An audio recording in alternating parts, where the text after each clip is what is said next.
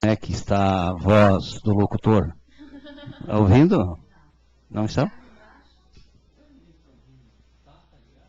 Tá ligado? Sem som.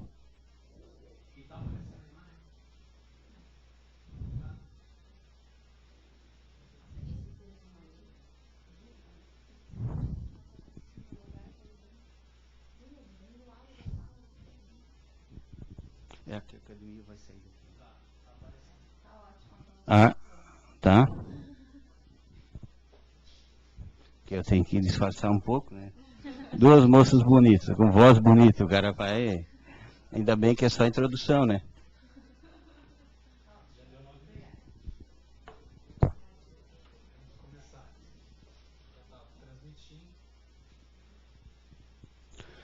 Bom dia, colegas magistrados de Santa Catarina. Bom dia, servidoras e servidores do nosso judiciário. É uma satisfação muito grande estarmos aqui junto com a Academia Judicial, ao lado da Júlia, que é a assessora responsável por toda a área do gabinete, do Juizado Especial da Fazenda Pública aqui da capital, e da Soraya, que é a chefe de cartório. Nós recebemos essa missão, esse convite, do desembargador Jaime Ramos, que é o coordenador estadual do Sistema dos Juizados Especiais, e da subcoordenadora, a desembargadora Janice Ubiali. Inicialmente, a proposta era de que nós três percorrêssemos aí o estado por região, divididos em regiões, para um curso presencial. Mas explicamos que, em virtude da época do ano, de tantos afazeres e de uma demanda muito grande, isso não seria possível, pelo menos em 2015. A razão pela qual a proposta foi que fizéssemos, então, à distância. O objetivo, nessas 2 horas, é interagir com todas as comarcas que estiverem dispostas a tal propósito. O manual do procedimento dos juizados especiais da Fazenda Pública foi também uma proposta dessa coordenadoria estadual, porque já há um manual que está sendo atualizado dos juizados especiais cíveis e criminais, e não havia da Fazenda Pública. Pois bem, os juizados especiais, que sem dúvida nenhuma é um grande avanço da justiça brasileira, ela teve o início com a Lei 9.099 dos juizados especiais que tratavam da área civil. A Fazenda Pública é uma área com desenvolvimento e com lei específica a partir de 2009 e vigência a partir de 2010, que, aliás, é a data em que foi instalado o juizado especial aqui na capital, que é único com competência exclusiva. Nessa lei ficou estipulado, previsto, que a competência seria plena a partir de junho de 2015, justamente para que todos os estados do Brasil pudessem estar preparados para esta missão. Para os senhores terem uma ideia, nós temos hoje uma entrada média nesse juizado especial da Fazenda Pública Capital, uma entrada que era até dezembro de 2014, uma média de 670 novas ações. Hoje nós estamos com 1.500 novas ações só nesse juizado. E os senhores e as senhoras notarão, já devem ter notado, e notarão com mais ênfase agora, né, porque essa competência plena faz pouco tempo, um aumento extraordinário da demanda. E isso faz com que nós, sem dúvida nenhuma, precisamos estar preparados para enfrentar este aumento considerável.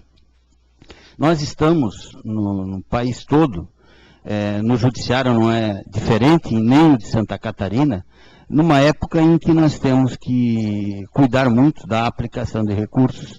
Nós sabemos que nós não teremos o aumento no número de unidades, de magistrados, de servidores, justamente por questões orçamentárias, e, por outro lado, há uma previsão, uma expectativa, né, que já está se confirmando do aumento no número de demanda.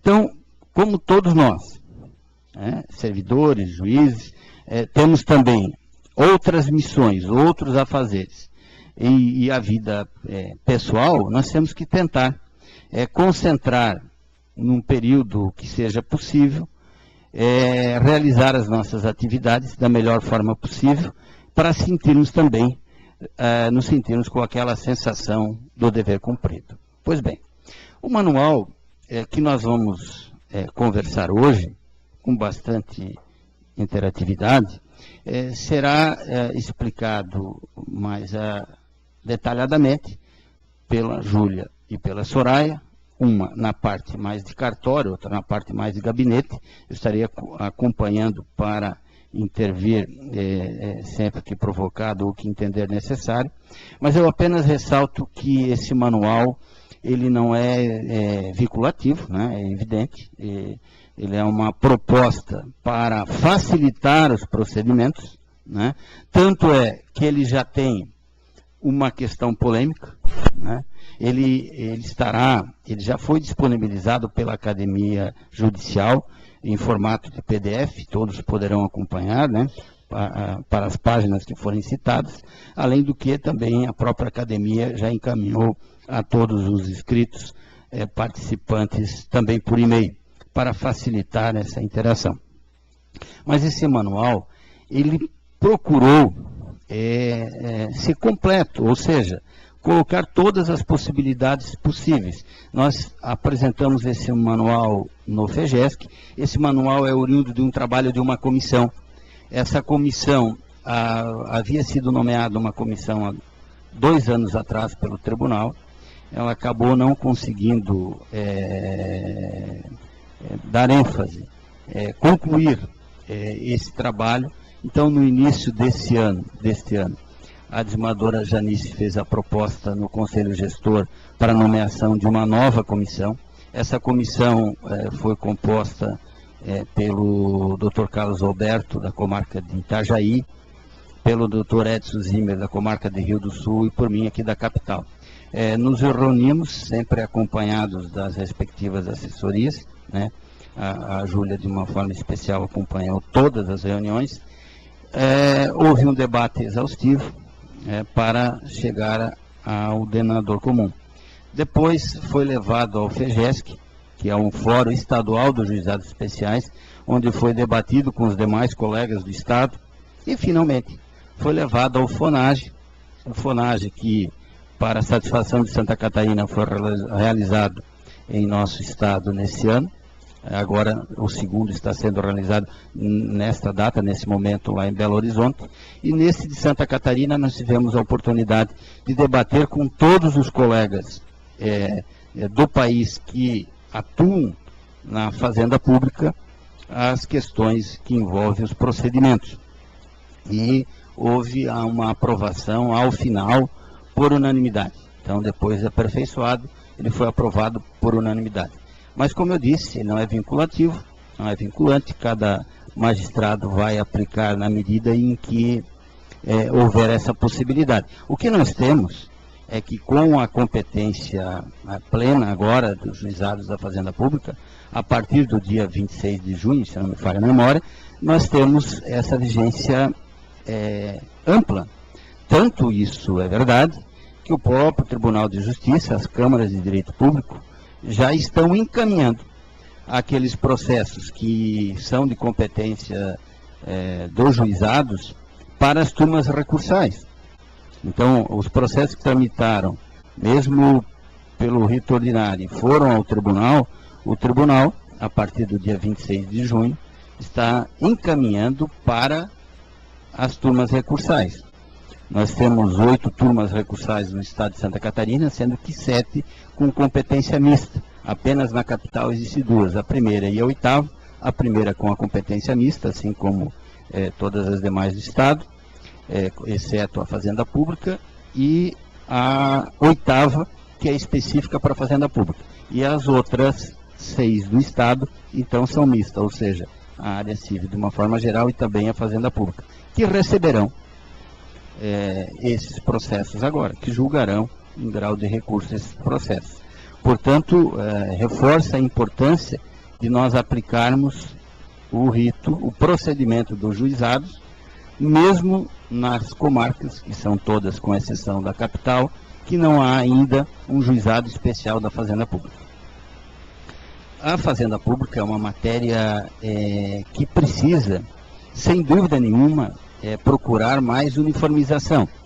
Nós notamos que na turma de uniformização, então nós temos as 8 turmas no Estado e temos a turma de uniformização, que tem reunião, tem a sessão a cada 2 meses aqui na capital, com o presidente de cada uma dessas turmas, e nós notamos a grande preocupação sempre em relação à Fazenda Pública, a uniformização de procedimentos e de julgamento, para que haja um equilíbrio em todo o Estado.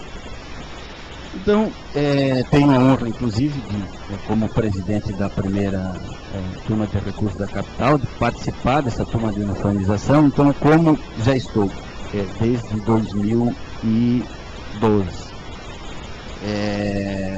já estou 2014, 2013, agosto de 2013, só na unidade da Fazenda Pública, e agora na turma de recursos, isso possibilita a visão tanto da unidade quanto do grau de recurso, a visão que tem o tribunal nessa interação com a turma de uniformização.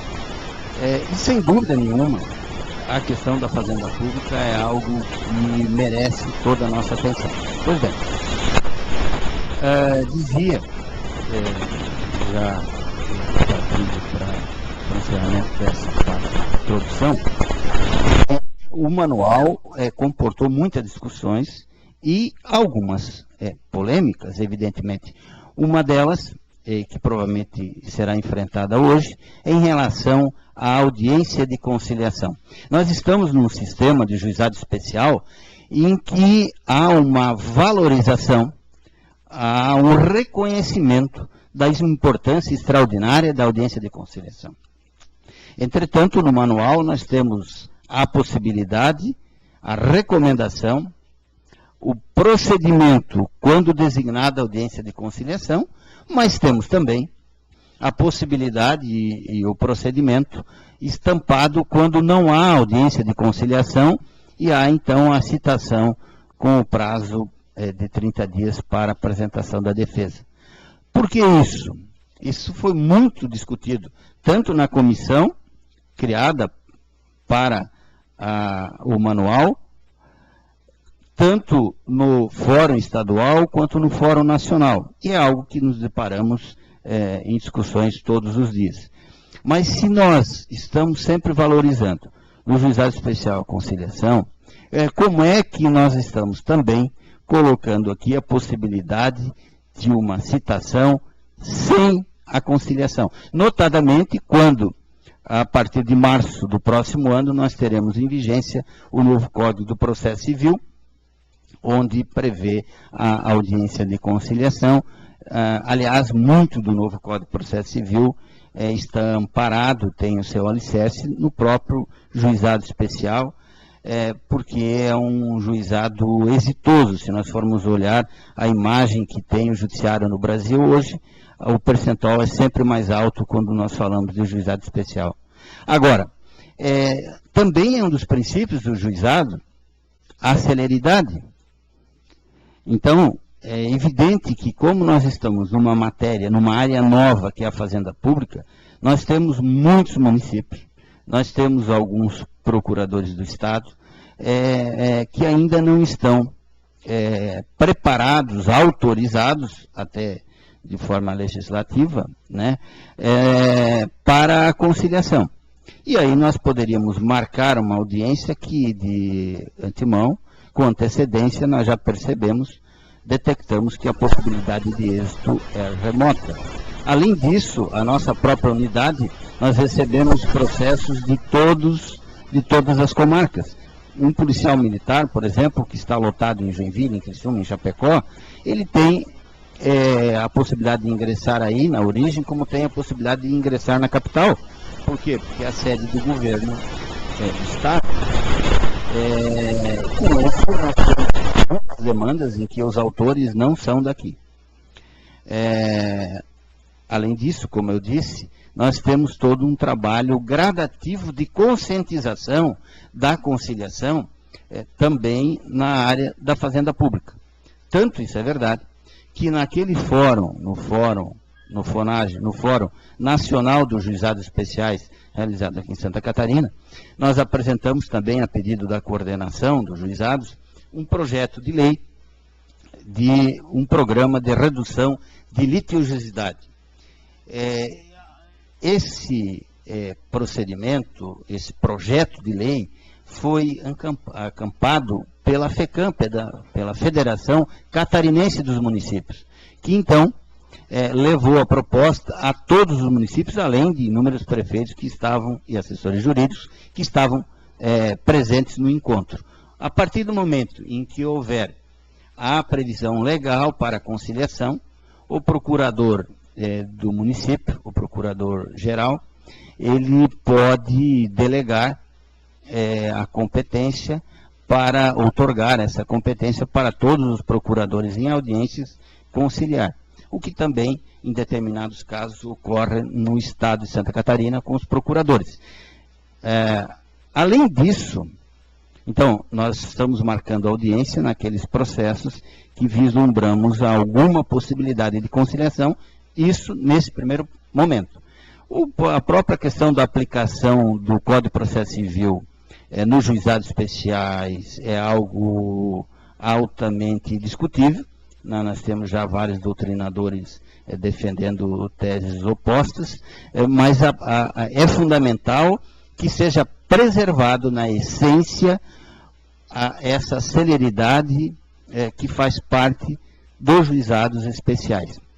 Então, nós temos que aproveitar o que tiver de bom no novo CPC, né, a aplicarmos subsidiariamente, mas não podemos perder a essência da lei específica que, querendo ou não, em 20 anos, já mostrou que traz bons resultados. Então, nós temos no manual aqui a proposta, quando há designação de audiência de conciliação e quando não há. Quando não há, no mandado de citação já consta que, havendo qualquer interesse de composição, qualquer manifestação, será designada audiência de conciliação. E estamos partindo gradativamente para que este aumento do número de audiências de conciliação designada sejam uma realidade, né? Então, essa, em linhas gerais, a apresentação da importância desse manual de procedimento.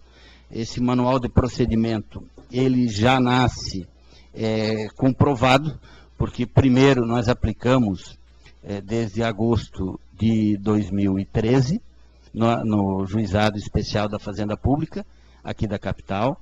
Quando nós assumimos a unidade, nós aplicamos durante todo o ano de 2014, né?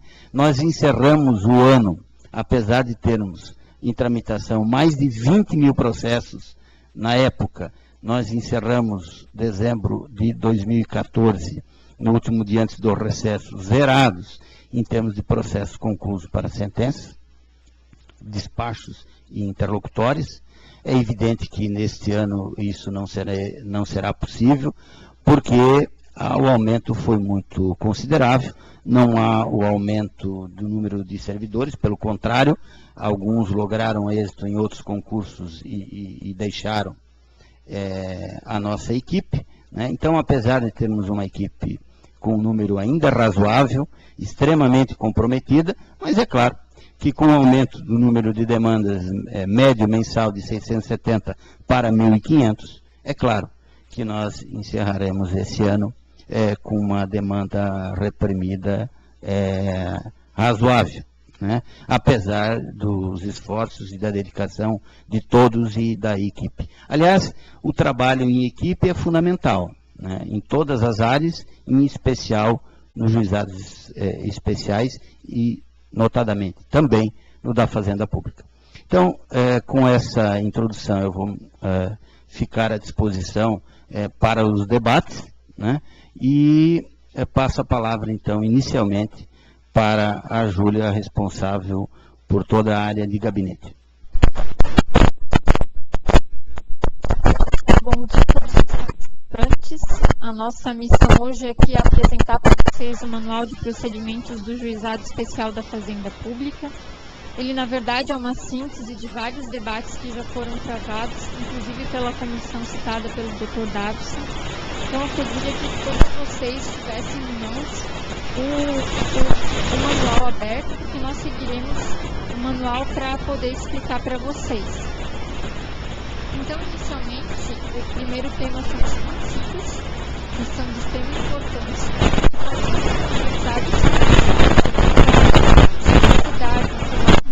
economia processual e oralidade, com destaque, lógico, para a economia processual e a celeridade.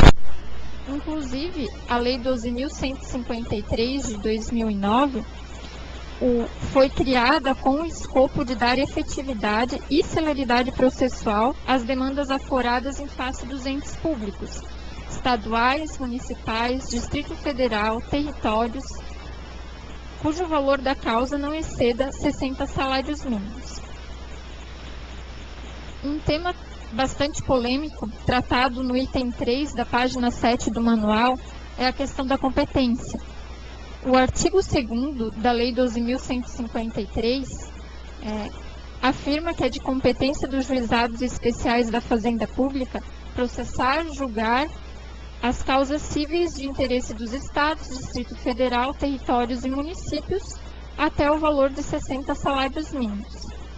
A própria lei exclui alguns tipos de ação da competência dos juizados, como é o caso das ações de mandado de segurança, de desapropriação, divisão e demarcação de áreas, ações populares, ação por improbidade administrativa, execuções fiscais, demandas sobre os direitos difusos e coletivos, as causas sobre os bens imóveis desses entes públicos, causas que tenham como objeto a impugnação da pena de demissão imposta aos servidores civis, bem como sanções disciplinares aplicadas aos militares. Essas exclusões estão previstas na própria lei. Além disso, a gente menciona aqui no manual que também não estão excluídas da competência do juizado da Fazenda as ações que seguem rito de procedimento especial. Essa temática, inclusive, já tem um enunciado do FONAGEF, que está mencionado ali na nota de rodapé. Além disso, é importante mencionar que, em relação ao valor da causa, esses 60 salários mínimos devem observar, inclusive, as parcelas vincendas. Ou seja, a pessoa não pode renunciar às parcelas vincendas para fins de fixação de competência. Além disso, não se admite renúncia tácita, ou seja, se o valor da causa excede a alçada, nós temos declinado da competência. Isso porque o entendimento de que não há renúncia tácita já é pacificado, tanto que também já é matéria de enunciado. Prosseguindo ali no manual, eu faço a ressalva que o Dr. Davison também já fez ali no início da apresentação, de que a competência onde estiverem instalados os juizados especiais da Fazenda Pública é a competência absoluta, e nas demais unidades a competência é concorrente. Essa matéria também faz parte da Resolução 18 de 2010 do Tribunal.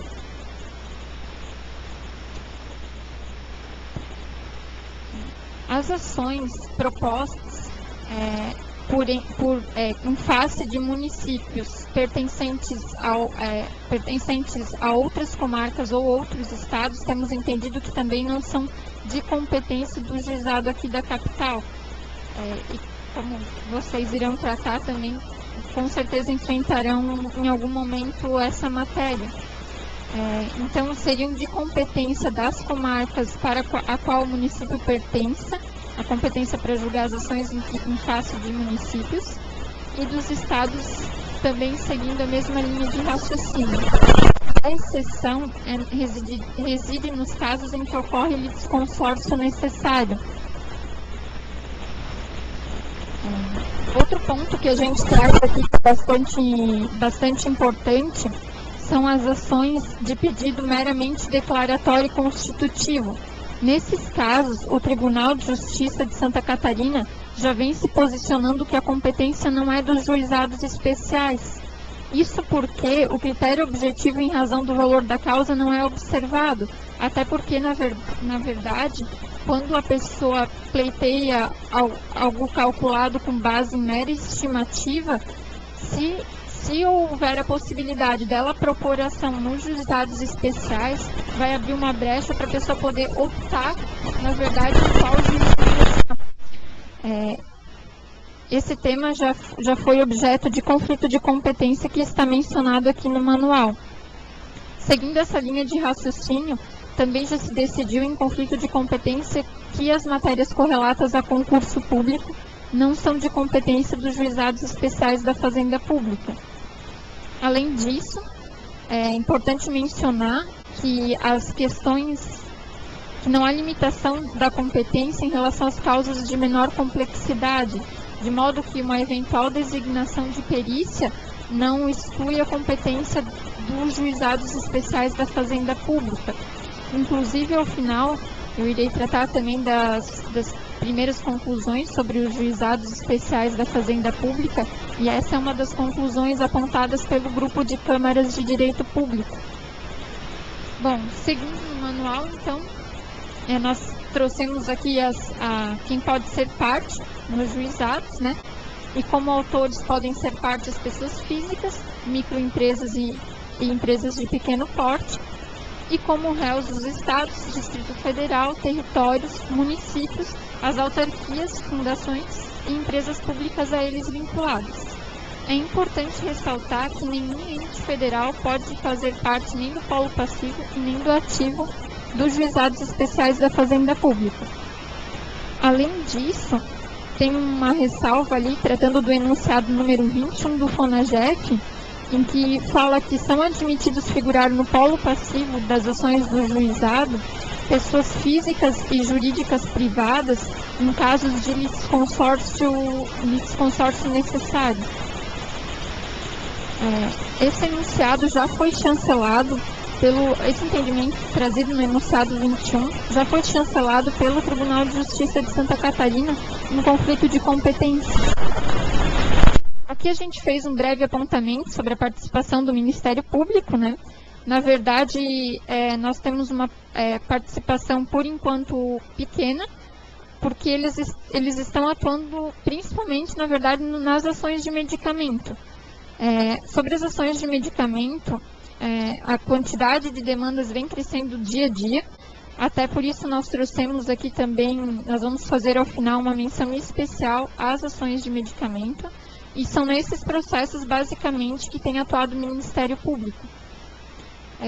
A ressalva aqui de que não cabe intervenção de terceiro no âmbito dos juizados especiais, e por fim a gente passa a tratar do valor da causa, que é uma questão muito importante, até porque faz parte da verificação dos requisitos para competência, né?